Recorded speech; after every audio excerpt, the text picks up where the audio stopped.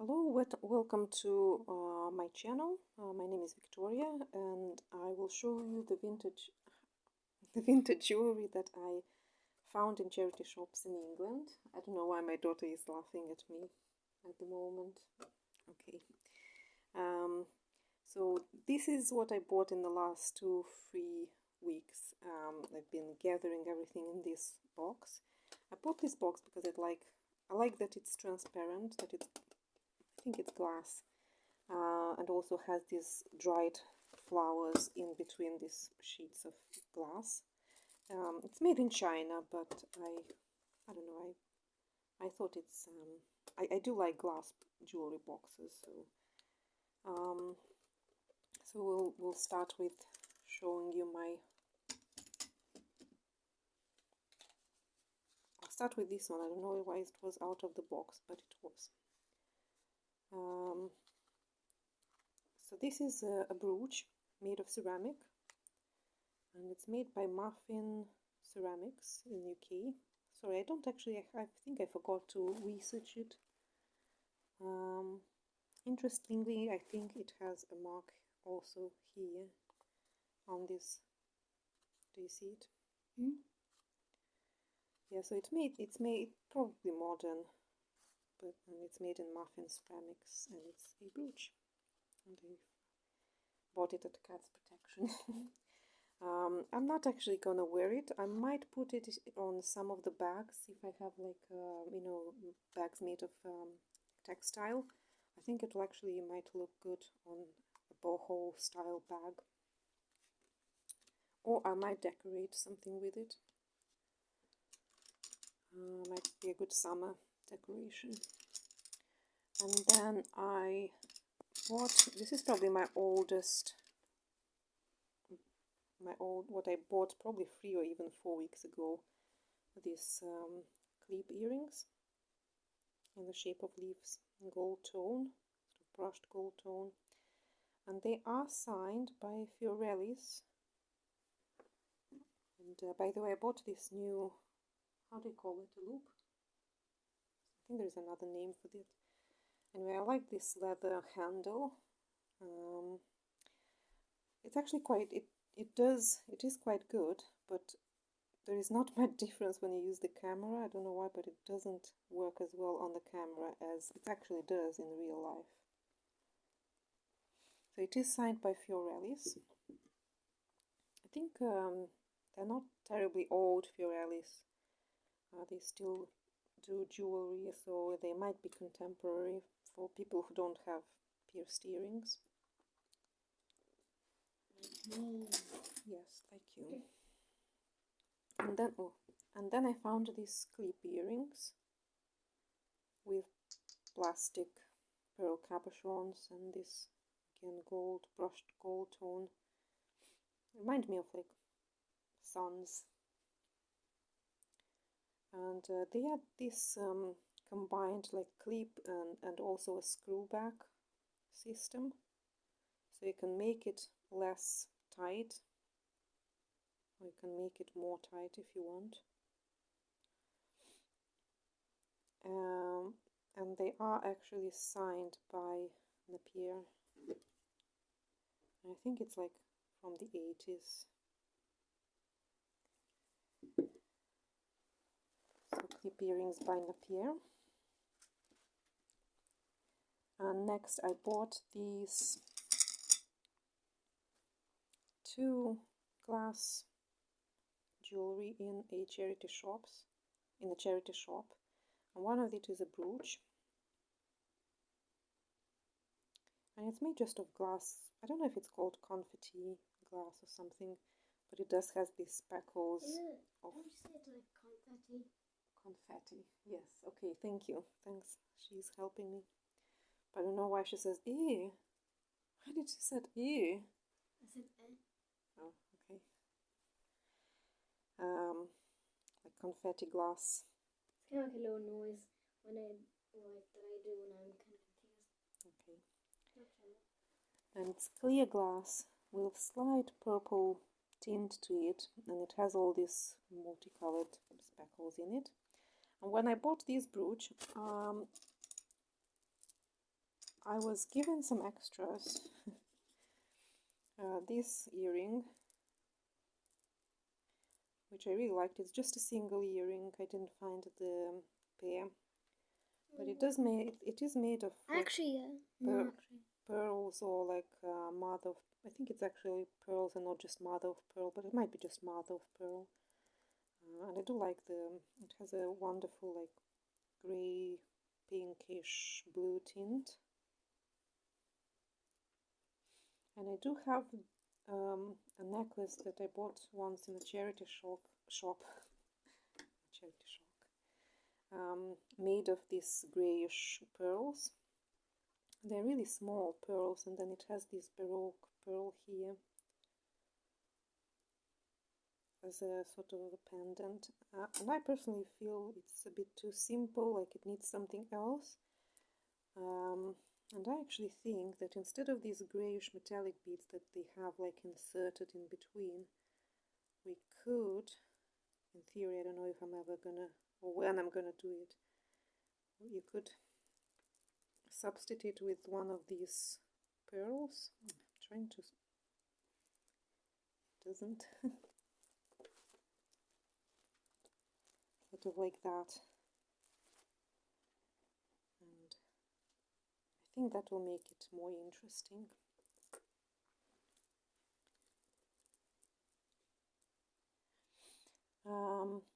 And the other extra was this brooch, and it's actually made of how do you call this material? Penoplast. I think it's styrofoam. Oh, styrofoam. Yeah, it's made of styrofoam. I don't know how they like cut it in this shape of an apple, and how they covered it with this like paint or like I don't know what's that. Is it paint or like a sticky cover? But anyway, it's like a rotten apple, you know? That's quite strange. Yeah, is that how you say it? A rotten apple? And it is a rotten apple. A browned, warmed rotten apple. I don't know if it's a real like apple lacquered stick or if it's also made from something. But I think like they really try to make it very, very real. Like it's, you know, it has this beaten appearance, and that actually might be just dirt. Yeah, I'm pretty sure it's just and dirt. then it has a worm. But anyway, it's very, very realistic. Oh, that was like a worm. Yeah. Worm. Yeah, it's like a wormhole. That is strange. Or it could just be like no mistakes, like oh, it's just a worm apple. Yeah, I know. It's weird. Obviously not something I would wear, although who knows. But maybe it might be for decorating in fall or. It's a little bit strange. And then in one of the charity shops, I found this pendant necklace from fused glass, and I did like that it's like lava or like melted metal, just like a glob. Glob. I don't know. Like a, lava. Lava? Well, it does look like lava. Like melted rock. To be honest, I actually don't know. I don't know. So I thought it's quite interesting, and I like the triangular shape, and the chain is actually silver.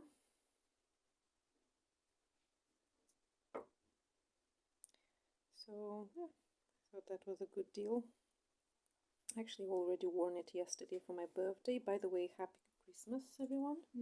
Merry Christmas. And then I found, I don't have anything Christmassy. I didn't find anything related to Christmas, and I'm not actually, I don't really like, I'm not really into Christmas jewelry.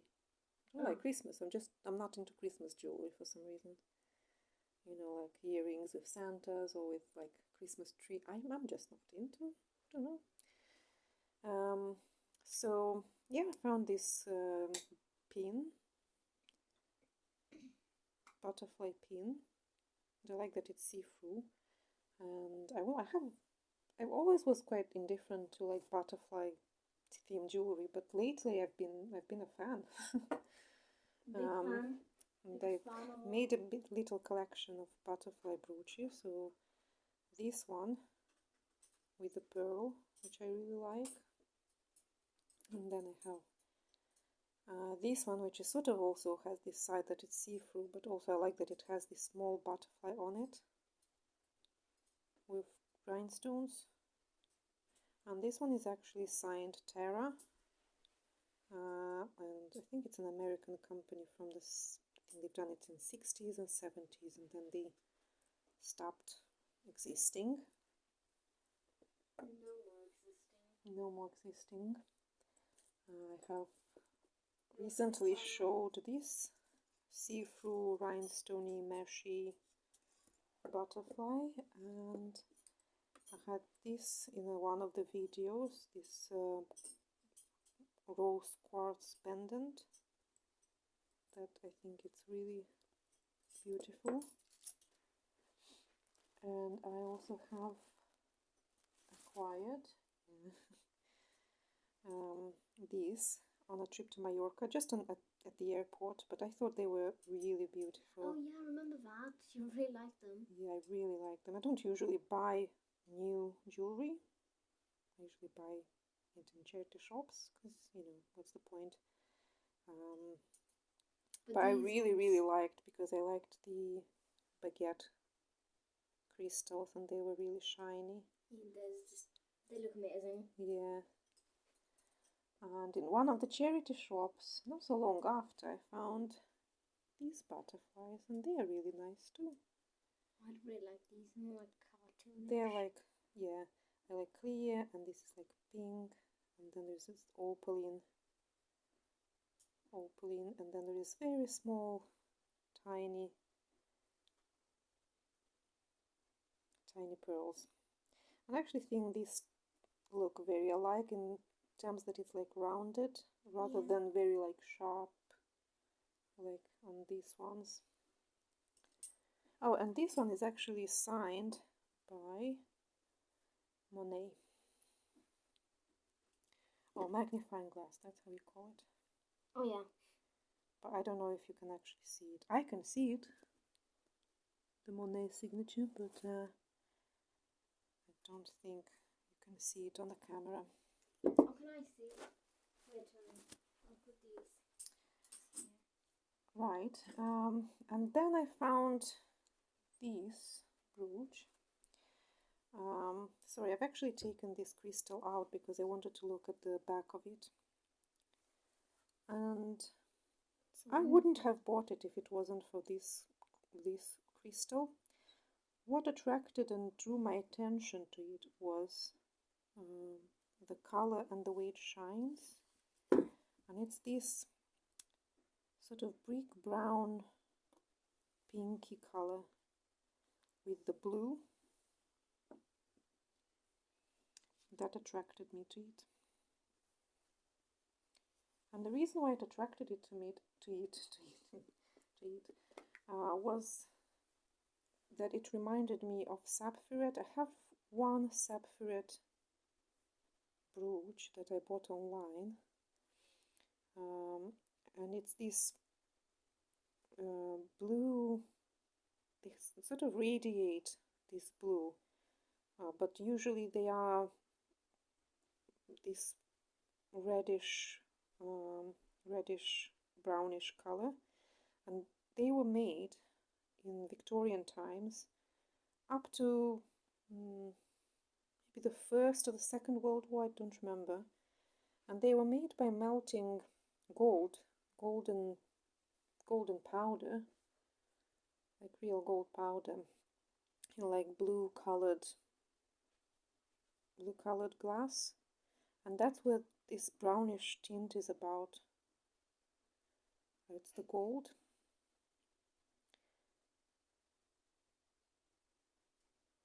And they have this frosted appearance. The older ones, the oldest, the Victorian ones, have this frosted appearance.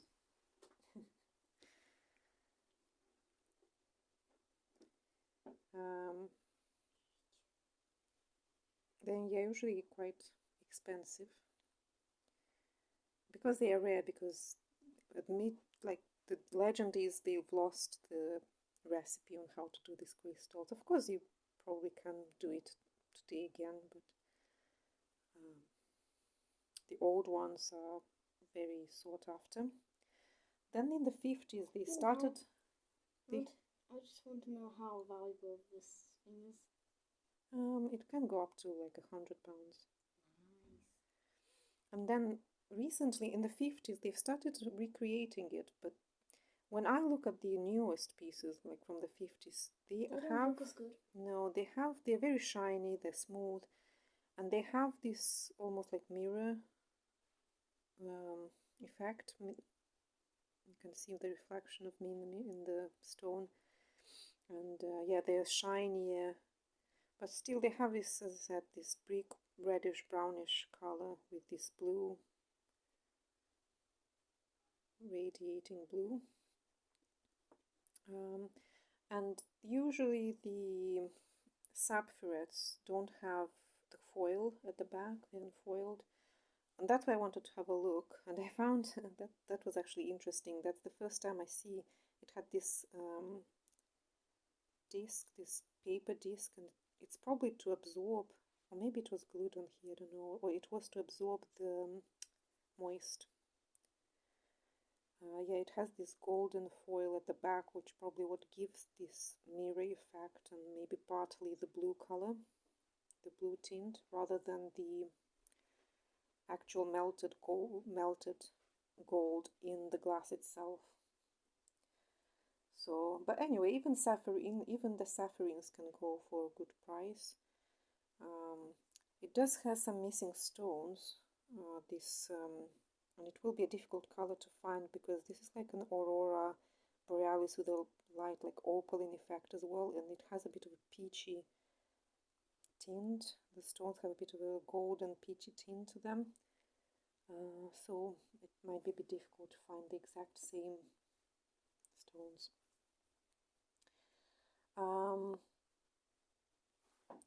And then what, I don't know if I still kept the videos.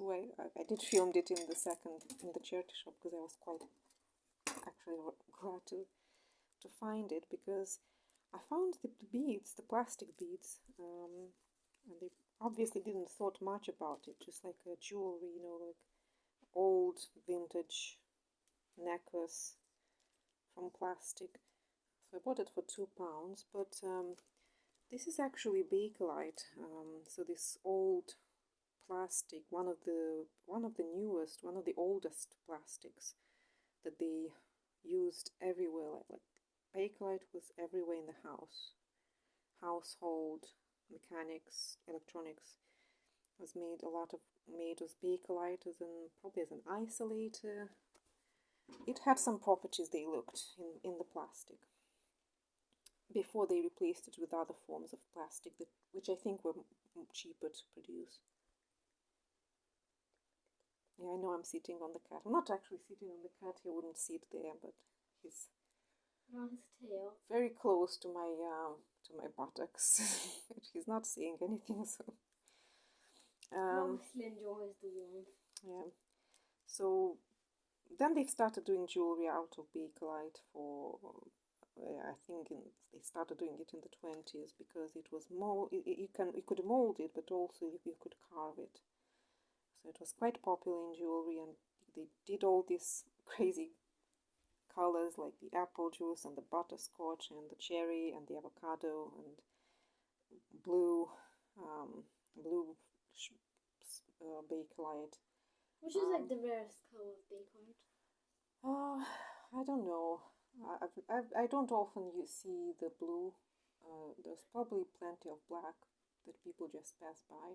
Probably, I don't know. I haven't seen a lot of blue. Maybe because it becomes black with age, so it just blackens.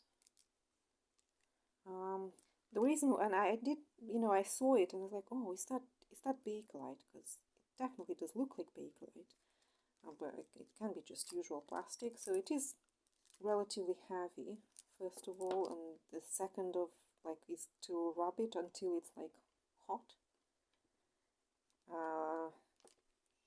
and then sniff your hand or sniff the part that you've rubbed, and it smells sweetly chemical formaldehyde smell.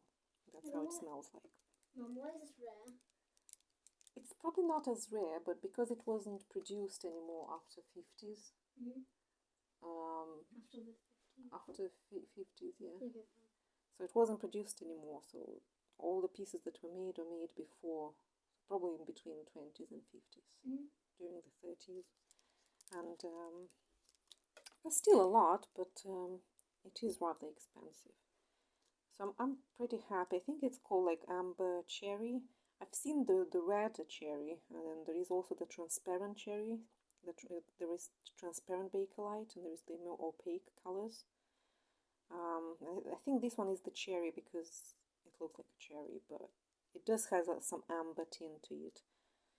So I've seen a redder color for the same, but it's not the same as the amber butterscotch because I have an amber butterscotch. So I found this in another charity shop years ago, 2 or 3 years ago, and for a long time I didn't know what that is, for a long time, until I actually, because it was really, I did research it, right? I did, when I found it, I found more information about these beads, and these are like herbs that were mixed with like not resin, but it's like tar, and if you wash it, if you soak it, it can melt actually. So you have to be careful with that. Don't make the same mistake. I think I accidentally, when I was testing for, I put it under, when I started, suspecting this might be Bakelite, I put it in hot water, so some of them melted a little bit. It's okay, but yeah, don't put in hot water. And this is like this. Is it Rachel's? It's like Hamsa amulet. And this is North American, sorry, not North African, probably again 20s, 30s, maybe 40s. And this is the butterscotch. I think it's like 4 or 5 beads in total.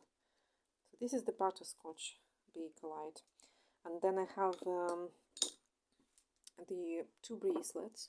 I think this is the root beer, and this is the avocado green Bakelite. Oh, I really want that colour. And I have 1 brooch. So this one is what I'm talking about. It might have been blue, but it looks more like green. So it might not be seen on camera, but it's actually very, very, very dark green. So it looks black. I have this bar brooch, so you can see that this pattern was actually carved. And I have also the avocado green. That's why I keep holding this bracelet. Also this avocado green, so you can see the yellowish brownish swirls in the green, and you can see that the leaves have also been carved. Yeah, I can look at that. So you can mold it and you can carve Bakelite. And this one actually has even the patent number somewhere here, from which I concluded it was made. When I researched it, it was made in the 30s, but I can't remember where it was made. Might have been Czech, I don't know. Don't remember now. But that's my small collection of Bakelite, to which I now add the cherry amber beads. So I think this is all for today. Actually, it was all. I found my findings actually quite interesting, and I think I'm becoming a bit more selective. Less Bakelite. Well, I'm trying to buy something I'm really interested in. Although I do randomly like buy a brooch like that because it was very cheap. I'm sorry, but I don't really like that one. Yeah, well, it was very cheap, and I decided it's like art glass. Might buy some art glass. Or like I suppose you could this put one it was on a bag or something. yeah, or something I collect, like butterflies, if I find them interesting. And yeah, that's all for today. Thank you for your attention. Please like and subscribe if you want, and we'll see you next video.